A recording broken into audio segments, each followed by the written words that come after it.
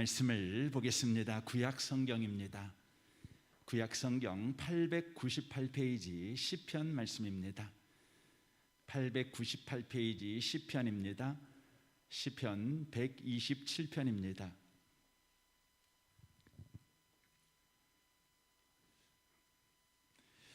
시편 127편 1절과 2절 말씀을 보겠습니다. 기록된 말씀을 같은 목소리로 읽으실 때 하나님의 음성을 듣는 복 있는 시간 되시길 바랍니다. 1절부터 함께 읽겠습니다. 여호와께서 집을 세우지 아니하시면 세우는 자의 수고가 헛되며 여호와께서 성을 지키지 아니하시면 파수꾼의 깨어 있음이 헛되도다. 너희가 일찍 일어나고 늦게 누우며 수고의 떡을 먹음이 헛되도다. 그러므로 여호와께서 그의 사랑하시는 자에게는 잠을 주시는도다. 아멘. 함께 예배하는 모든 분들 가운데 이 말씀의 축복이 함께 하시기를 주님의 이름으로 축원합니다. 지금까지 계속 부활절 예배를 드린 이후에 가정에 대한 말씀을 계속해서 드려왔습니다. 올해도 오늘부터 가정에 대한 말씀을 드리고자 합니다. 가정 하나님의 작품이라는 제목으로 첫 번째 가정에 대한 하나님의 말씀을 전하겠습니다. 가정이 무엇인가에 대한 질문에 많은 대답이 있을 것입니다. 그러나 가정의 가치를 가장 잘 표현하는 대답은 가정은 하나님의 작품이다라는 것일 것입니다. 작품의 가치는 작품 자체의 가치보다는 작가의 가치에 따라 결정이 됩니다. 따라서 가정의 가치는 가정을 만드신 하나님에 의해 그 가치가 결정이 되는 것입니다. 그러므로 가정의 진정한 가치를 알고 그 가치를 회복하고 그 가치를 따라 가정이 세워지기를 원한다면 가정이 현재 처해 있는 상황과 환경에서 시작할 것이 아니라 하나님에게서 가정을 다시 살펴보고 시작해야 된다는 것입니다. 오늘 본문은 지혜의 왕 솔로몬이 기록한 시편입니다. 솔로몬은 평생에 걸쳐서 성공적인 가정을 세워보려고 무지 애를 쓴 사람입니다. 하지만 결론은 솔로몬은 가정을 세우는 일에 실패한 사람입니다. 그는 인생 말년에 자신이 왜 성공적인 가정을 세우려고 그토록 애를 썼는데 실패했는가를 그는 하나님의 계시를 통해 분명하게 알게 되어 시편 127편을 바로 기록하게 된 것입니다. 솔로몬이 성공하는 가정을 만들기 위해서 세상이 제시하는 성공의 5가지 조건을 갖추기 위해서 솔로몬은 애를 썼습니다. 그 세상이 제시하는 성공하는 가정의 5가지 조건이 무엇일까요? 1절을 보겠습니다. 여호와께서 집을 세우지 아니하시면 세우는 자의 수고가 헛되며 여호와께서 성을 지키지 아니하시면 파수꾼의 깨어 있음이 헛되도다. 너희가 일찍 일어나고 늦게 누우며 수고의 떡을 먹음이 헛되도다. 거기에 보시면 첫 번째로 세우는 자의 수고가 있는 가정이라는 것입니다. 세우는 자는 건축가입니다. 건축가처럼 전문적인 지식과 기술을 가지고 그것을 현장에서 끊임없이 시도하는 가정, 이게 세상 기준으로 보면 성공하는 첫 번째 조건입니다. 두 번째는 파수꾼처럼 깨어있는 가정이라는 것입니다. 파수꾼은 지키는 자, 관찰하는 자라는 의미를 가지고 있습니다. 가장 좋은 위치에서 적을 관찰하는 자입니다. 그러므로 항상 더 나은 최신 정보와 지식을 갖기 위해 깨어있는 가정, 그게 세상 기준으로 성공하는 두 번째 조건이라는 것입니다. 세 번째는 일찍 일어나는 가정입니다. 일찍 일어난다는 것은 습관이 좋은 가정이라는 의미보다는 굳은 의지를 가진 가정이라는 의미입니다. 굳은 의지는 체질이 아닙니다. 반드시 이루어야 할 절박한 목표가 있는 것입니다. 그러므로 일찍 일어나는 가정이라는 것은 바로 이루어야 할 목표가 있는 가정이라는 의미입니다. 네 번째는 늦게 눕는 가정입니다. 오늘 일을 내일로 미루지 않는 가정이라는 것이죠. 성실함과 책임감이 있는 가정이라는 의미입니다. 마지막 다섯 번째로는 수고의 떡을 먹는 가정이라는 것입니다. 놀고 먹지 않습니다. 노동의 가치를 귀하게 여기고 부지런히 땀 흘려 노동할 줄 아는 가정이라는 것입니다. 때로 수모를 참으며 눈물을 흘리며 고난 속에서 인내함으로 여전하게 일을 귀하게 여기는 가정이라는 의미입니다. 제가 금방 소개해드린 세상이 제시하는 성공하는 가정의 5가지 조건, 여러분 이 조건을 가진 가정이라면 여러분 어느 상황, 어떤 시대, 어떤 환경에서도 성공하는 가정이 되지 않을까요? 솔로몬은 이러한 조건을 가진 가정이 되면 반드시 성공할 거라고 생각해서 이러한 조건을 가진 가정이 되려고 몸부림을 쳤습니다. 그러나 솔로몬의 가정은 실패했습니다. 왜 실패했을까요? 솔로몬은 한 가지가 부족했다는 것입니다. 이것을 1절에서 이렇게 말합니다. 여호와께서 집을 세우지 아니하시면 세우는 자의 수고가 헛되며 여호와께서 성을 지키지 아니하시면 파수꾼의 깨어 있음이 헛되도다 라고 말씀합니다. 성공하는 조건 자체가 필요 없다는 말씀이 아닙니다. 그러나 이 성공하는 조건은 상대적인 조건이라는 것이죠. 절대적 조건 그 한 가지가 꼭 필요한데 솔로몬의 가정에는 그것이 없었다는 것입니다. 그 절대적인 조건이 무엇입니까? 하나님의 일하심입니다. 모든 조건을 다 갖추어도 하나님이 일하시지 않으면 안 된다는 것을 솔로몬은 인생 말년 다 파토가 나버린 가정을 보면서 비로소 알게 되었습니다. 사실 이 이야기는 하나님을 믿지 않는 사람들도 동의하는 이야기입니다. 삼국지의 제갈량이 이 말을 해서 유명해진 말이 있습니다. 무슨 말일까요? 바로 진인사 대천명이라는 말입니다. 이 말은 제갈량이 한 말입니다. 인간으로서 해야 할 일을 다 하고 나서 하늘의 명을 기다린다는 것이죠.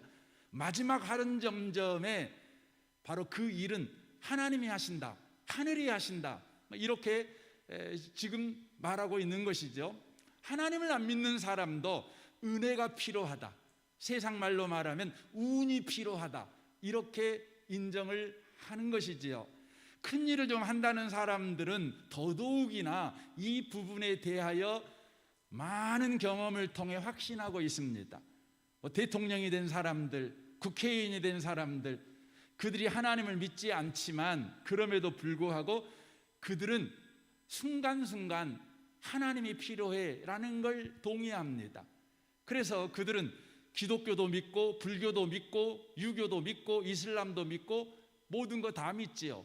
집에다가 십자가 걸어놓고 불상도 놔두고 조상에게 제사도 드리고, 어쨌든 어떤 신이든지 자기의 인생에 도와주는 신이 있어야 성공할 수 있다, 이렇게 이야기를 하는 것입니다.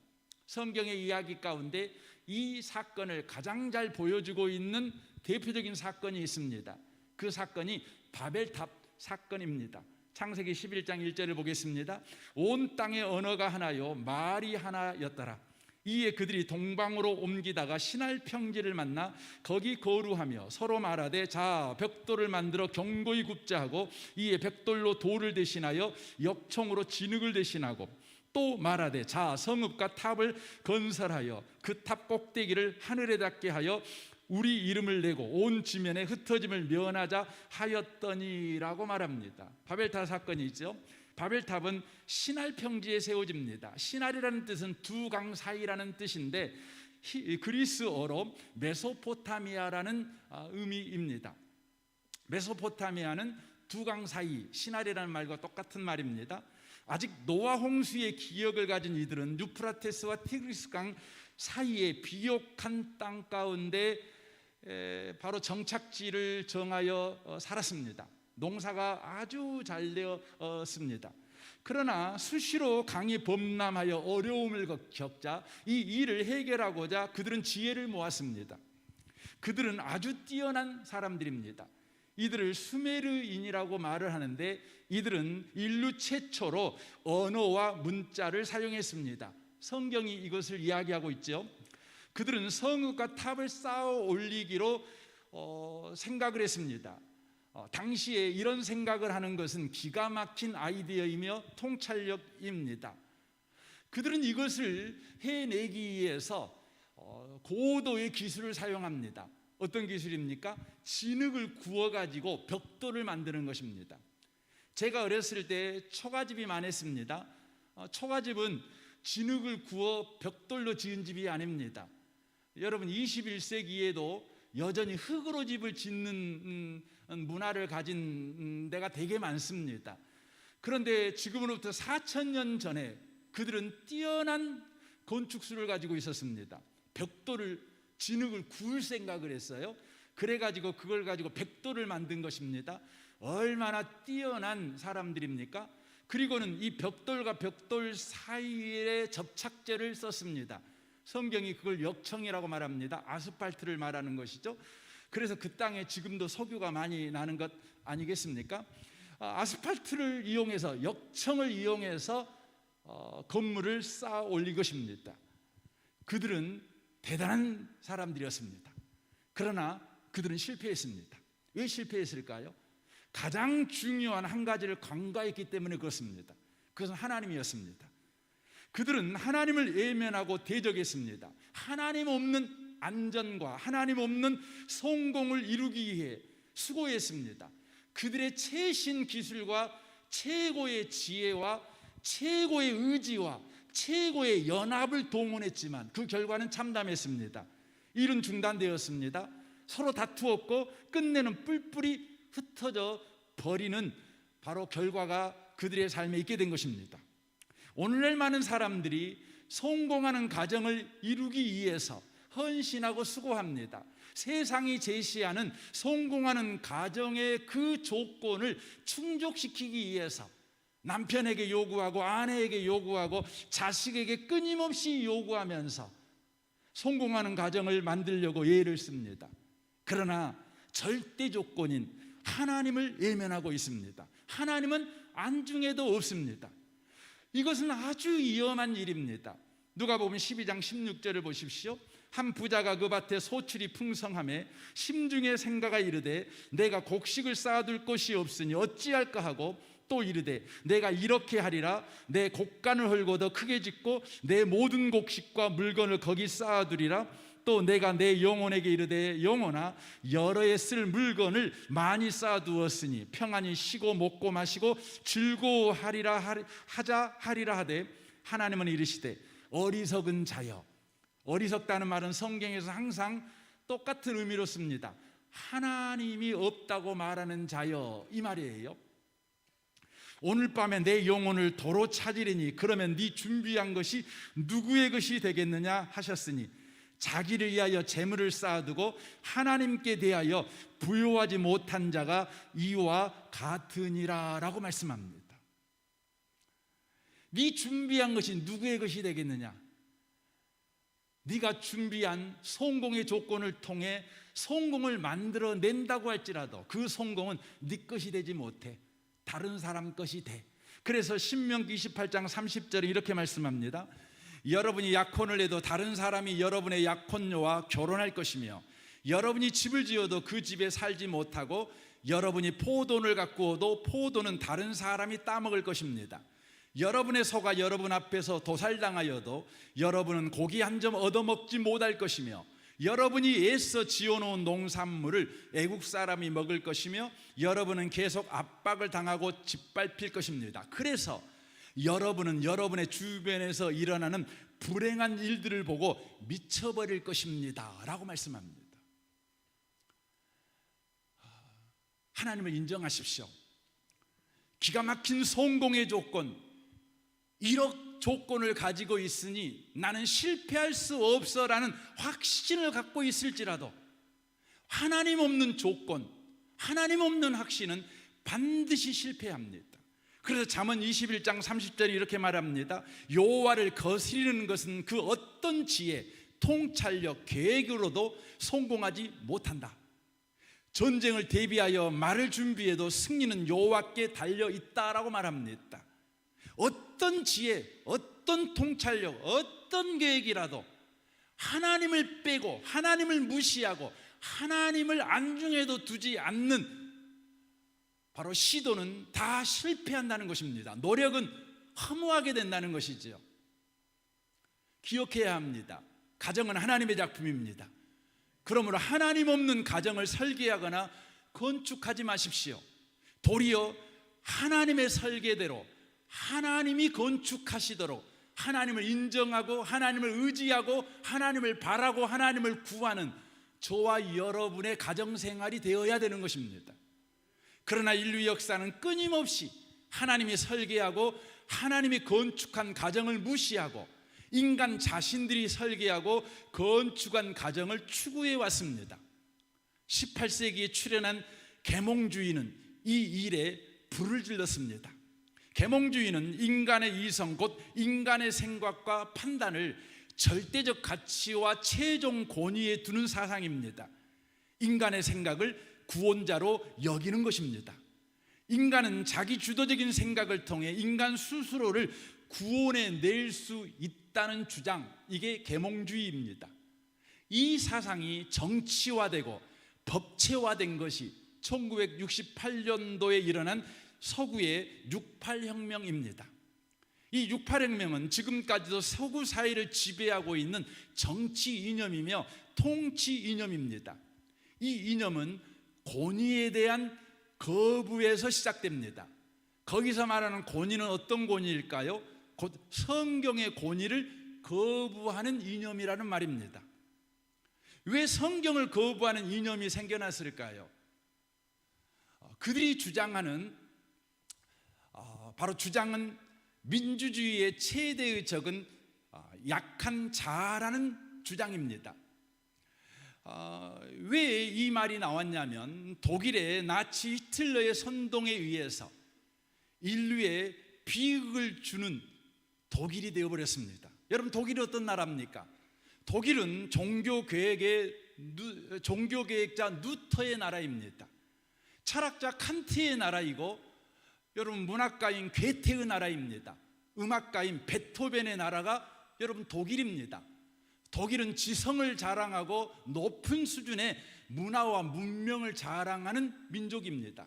그런 나라가 히틀러의 세치에 선동되어 넘어가 버렸습니다. 그리하여 인간으로서는 할 수 없는 잔혹한 일을 인류 전체를 향해 저지른 그런 나라가 되어버렸습니다. 왜 히틀러의 세치에 선동된 나라가 되어버렸을까? 그들은 그 이유를 바로 주체성이 없는 약한 자아 때문이라고 생각을 했습니다. 그러면 주체성이 없는 약한 자아는 어디에서 생기는가? 바로 프로이드의 주장을 그들은 신봉했습니다. 프로이드는 성적인 죄책감에서 약한 자아가 바로 생긴다. 성적인 죄책감에서 바로 주체성이 없는 약한 자아가 생긴다고 프로이드가 주장했습니다.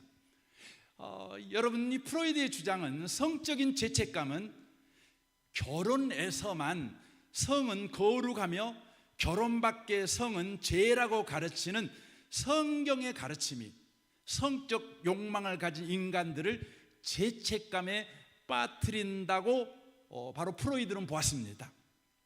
그러므로 성을 결혼 안에서만 허용하는 성경을 거부하고 무시하여 성에 대한 죄의 목록을 없애버리면 성에 대한 인간이 스스로 자기결정권을 가지게 됨으로 말미암아 바로 자기결정권을 가진 인간은 죄책감에서 벗어나 약한 자아에서 강한 자아를 가진 주체적인 인간이 될 수 있다라고 그들은 생각했던 것입니다. 그리하여 인간이 인간의 삶을 결정하는, 인간이 주인된 세상을 만들어낼 수 있다, 이렇게 주장하게 된 것입니다. 이제 성의 자기결정권을 가진 인간은 자유로운 혼전관계, 동거, 동성애, 동성결혼을 바로 주장하게 된 것이죠.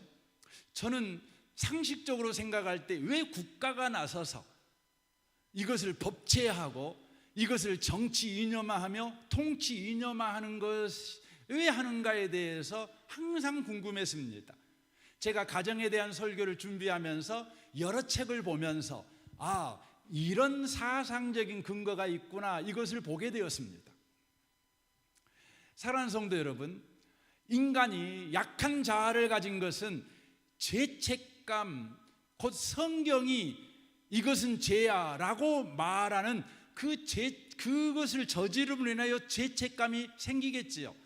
그러면 그 죄책감을 해결하는 방식이 성경에 기록된 죄의 목록을 지워버리면 인간이 죄책감이 사라지게 되는 걸까요? 그래서 약한 자가 강한 자, 주체성을 가진 인간이 될 수 있을까요? 성경은 이렇게 말합니다. 로마서 2장 14절입니다. 율법을 가지지 않는 이방 사람이 사람의 본성을 따라 율법이 명하는 바를 행하면 그들은 율법을 가지고 있지 않아도 자기 자신이 자기에게 율법입니다. 그런 사람은 율법이 요구하는 일이 자기의 마음에 적혀 있음을 드러내 보입니다. 그들의 양심도 이 사실을 증언합니다. 그들의 생각들이 서로 고발하기도 하고 변호하기도 합니다라고 말합니다. 우리 하나님께서 성에 관련돼서 결혼 안에서 성행위는 거룩하고 아름답지만 결혼 밖에서 하는 성행위는 죄야 라고 성경에다가 이렇게 써놨다고요. 그래서 그 성경을 거부하고 무시해서 성경에 써놓은 죄의 목록을 없애버리면 죄가 없으니까 죄책감이 없을 거 아니겠어요? 그런데 인간이 놓쳐버린 게 있습니다. 우리 하나님은 성경에다만 죄의 목록을 써놓은 게 아니에요. 인간의 양심에다가도 죄의 목록을 써놓은 거예요. 그래서 성경을 불태워버리고 없애도 양심이 끊임없이 고발합니다. 양심이 끊임없이 우리를 찔러댑니다. 그러므로 말미암아 성경을 없애도 죄책감은 여전하게 됩니다. 그래서 여러분, 바로 6.8혁명으로 인하여서 성경을 무시하고 성경을 거부한 자들, 성은 자기 결정권이야, 내 마음대로 하는 것이지 그것 가지고 왜 죄인이 아니니 그렇게 터치해, 이것은 내 맘이야, 이렇게 주장했던 사람들이 거의 대부분이 그 생을 자살로 끝냅니다. 그러므로 성경을 무시하고 거부함으로 죄책감을 없애는 방식은 약한 자아를 강한 자아로 만드는 방법이 아닙니다. 결국 이것은 인간의 존귀함과 존엄을 파괴하는 운동일 뿐입니다. 왜냐하면 인간이 동물과 비교하여 존귀하고 존엄한 근거는 이 땅 그 어디에서도 찾아볼 수 없습니다. 오직 성경에서만 말하고 있는 바로 내용이기 때문에 그렇습니다. 어떤 종교, 어떤 철학, 어떤 정치, 문화, 문명, 과학에서도 인간이 동물에 비교해서 더 존귀하고 존엄한 근거를 제시하지 못합니다. 과학적으로 보면 지구라는 이 별에서 지구의 생존을 위협하는 가장 해로운 존재가 여러분 누구일까요? 식물일까요? 동물일까요? 인간일까요? 여러분, 식물이 없으면 어떻게 될까요? 동물도 죽지요, 인간도 죽지요. 결국 지구는 망하게 됩니다. 여러분, 식물이 살면 어떻게 되지요? 동물도 살고 인간도 살고 지구도 삽니다. 그래서 여러분, 이 지구에 가장 이로운 게 뭐냐? 그러면 식물이에요, 식물. 반면 인간 한번 봐보십시오. 여러분, 인간이 죽으면 어떤 일이 벌어지죠? 동물도 살고 식물도 살고 지구도 삽니다. 반면 인간이 살면요, 여러분, 동물도 죽지요. 아침에 여러분 소고기 먹으신 분들 소 죽인 겁니다. 아침에 여러분 배추 먹으신 분들 여러분 배추 죽인 겁니다. 인간이 살면요, 동물도 죽이고 식물도 죽이고 결국 지구도 죽여요. 그래서 여러분, 인간은 이 지구 생존에 가장 해로운 존재예요. 여러분, 그럼에도 불구하고 인간이 식물과 동물과 비교가 되지 않는 존귀함과 존엄함을 가지고 있죠. 왜 그렇습니까?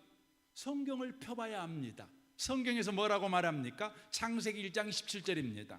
하나님이 자기 형상 곧 하나님의 형상대로 사람을 창조하시되 남자와 여자를 창조하시고 하나님이 그들에게 복을 주시며 하나님이 그들에게 이르시되 생육하고 번성하여 땅에 충만하라, 땅을 정복하라, 바다의 물고기와 하늘의 새와 땅에 움직이는 모든 생물을 다스리라 하시니라 라고 말씀합니다. 인간이 존귀하고 존엄한 이유는 모든 인간은 하나님의 형상으로 창조되었기 때문입니다.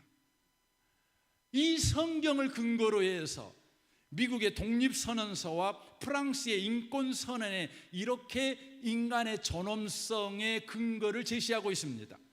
모든 사람은 평등하게 태어났고 창조주는 몇 개의 양도할 수 없는 권리를 부여했으며 그 권리 중에는 생명과 자유와 행복의 추구가 있다라고 명시한 것입니다.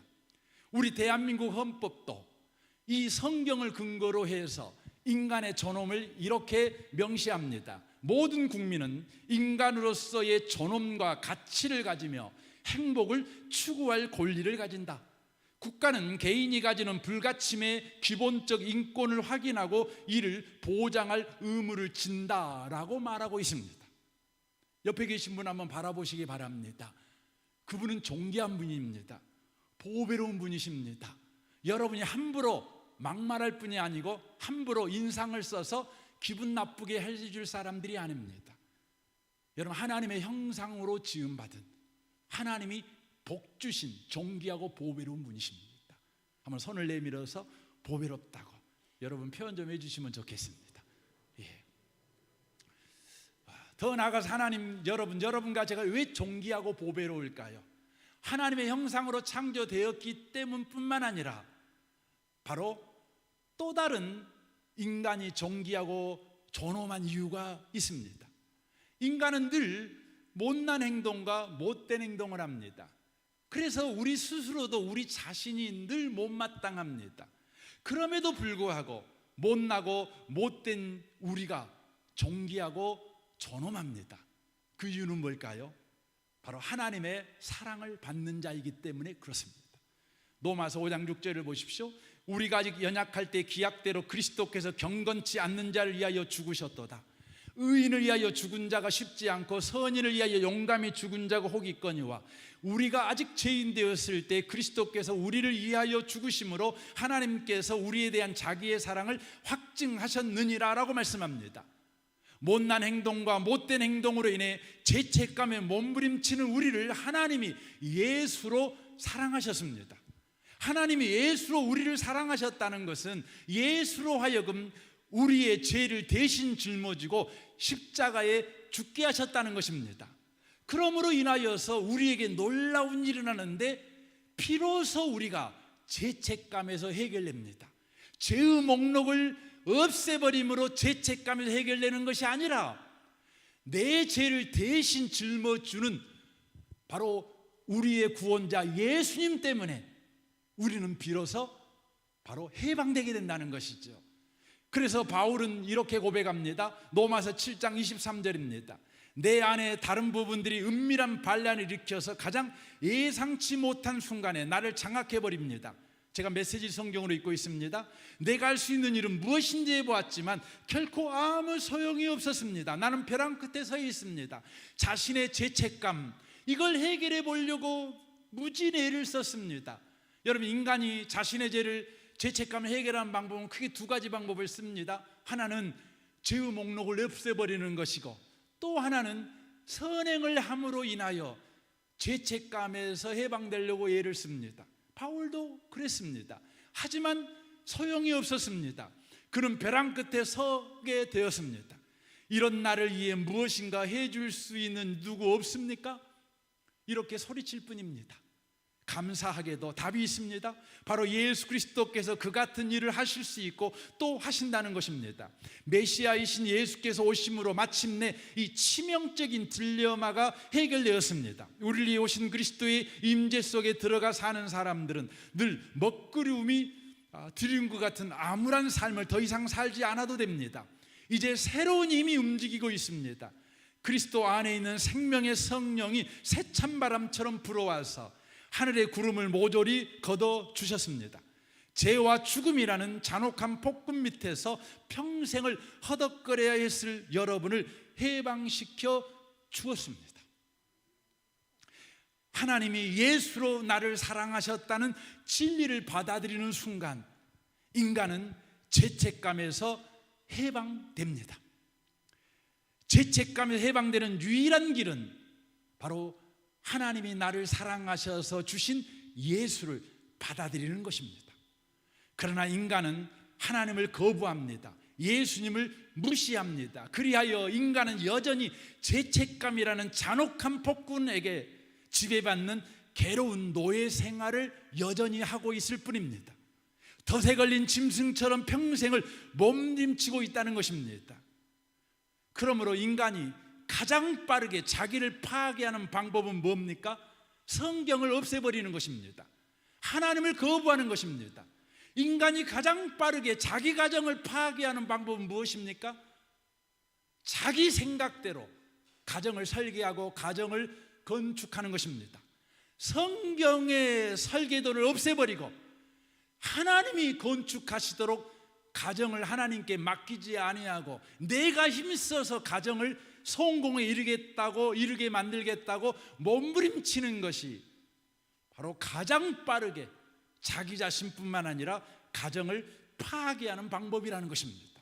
그래서 로마서 1장 21절은 이렇게 말씀합니다. 메시지 성경으로 보겠습니다. 사람들은 하나님을 너무도 잘 알고 있었지만 그분을 하나님으로 대하지 않았고 그분을 경배하기를 거부했습니다.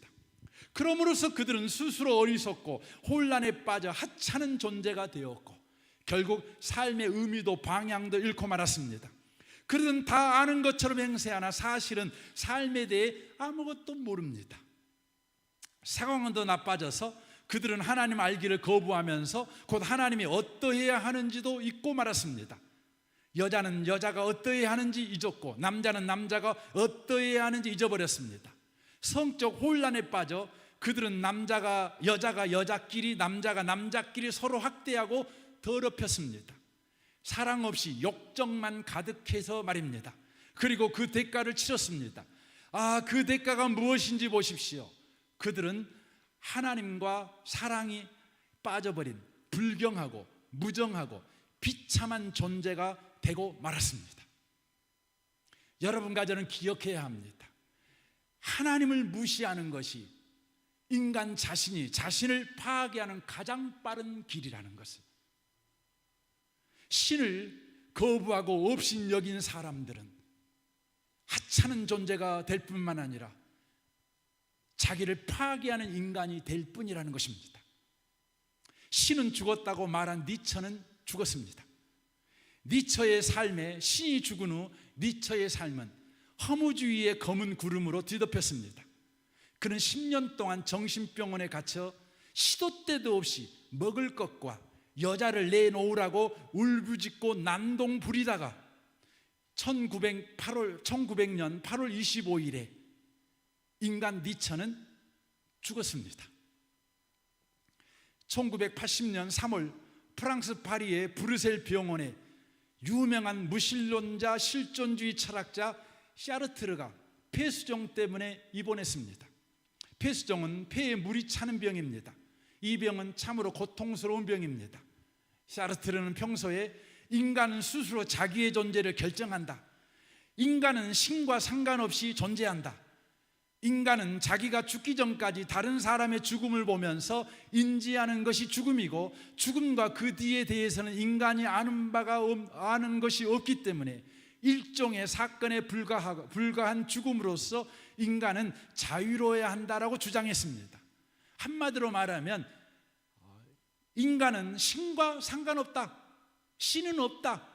인간이 죽는 것은 자유다. 자유로운 인간이 되는 것이다. 이렇게 샤르트르가 주장했다는 것입니다. 그러나 막상 죽음이 그의 숨을 조여오자 샤르트르는 죽음에 대한 불안과 공포에 질려 한 달 내내 괴성을 지르며 고통스러워했습니다. 그리고 극도로 불안한 모습으로 그는 죽었습니다. 그가 죽은 날 프랑스 신문은 샤르트르는 왜 그렇게 죽어야 했는가, 죽음으로부터 자유를 그렇게 외치던 그의 말로가 그토록 비참했던 이유가 무엇인가라고 대해서 특필했습니다.